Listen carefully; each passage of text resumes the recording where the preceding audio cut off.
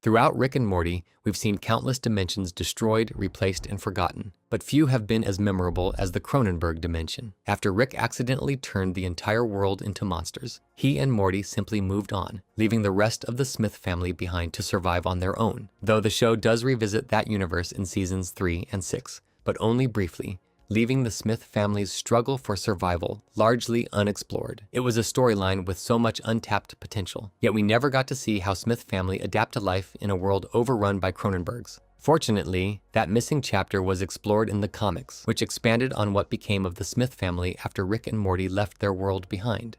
The comic opens with Summer and Jerry hunting Cronenbergs. During the hunt, Summer spots Cronenberg Morty. Sensing a familiar bond, she freezes and stops the pursuit, which allows Morty to escape. This upsets Jerry as he begins to lecture her, reminding Summer that she shouldn't even let one single Cronenberg escape, as it may come back to kill them all. Later, at dinner, Summer asks if they ever think about their Rick and Morty, referring to C-137 Rick and Prime Morty. This question immediately outrages Jerry. He says that all he cares about now is keeping his family safe, and even though they live in a world crawling with monsters, he believes their lives are simpler and better without the chaos Rick and Morty bring. Summer responds that they might have turned into Cronenbergs, to which Jerry replies that even if that were true, they're just enemies now who would happily eat them. But despite that, Summer admits she still misses Morty. Eventually, Jerry loses his temper and forces Summer to take the first watch. While sitting outside on guard duty, Summer encounters Cronenberg Morty once again. At first, she clings to the hope that this creature is her own brother, but Cronenberg Morty quickly clarifies that he isn't the Morty she knew, and that he came from another dimension. He then tells her that he needs her help because his Rick has turned evil, and has called a meeting for the multiverse's most villainous Ricks to do something very bad. The following panels then introduce us to sci-fi politician Rick, Black Magic Rick, and Killer Droid Rick, who want to combine their powers to summon the most evil Rick in the multiverse. Back to Summer and Morty, Morty explains that he thinks he knows a way to thwart the Ricks. When the TV show Rick and Morty left the dimension, they left their ship behind, meaning that Summer and Morty can go get the ship and use its weapons to defeat the Ricks.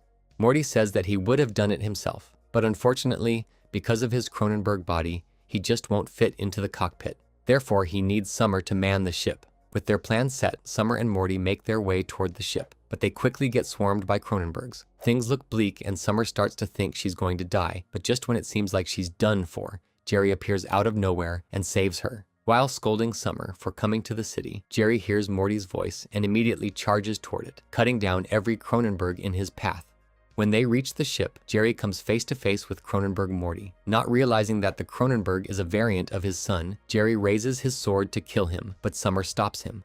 Though he remains hostile, we can see the deep, lingering grief he carries for his own lost son. But before he can say much, Summer asks Morty to prepare the ship. After hearing the full story, Jerry, being a selfless father, tries to take control of the ship to kamikaze the Ricks, but Summer hits him on the back of the head and takes the controls. Jerry tells her to wait, but it's too late. Her mind is made up. She tells Jerry that this world has nothing for her, that she can never be a mother or a wife, and that he is her hero and the best dad a girl could ever ask for. She then pilots the ship directly into the evil Ricks, destroying them and sacrificing herself in the process.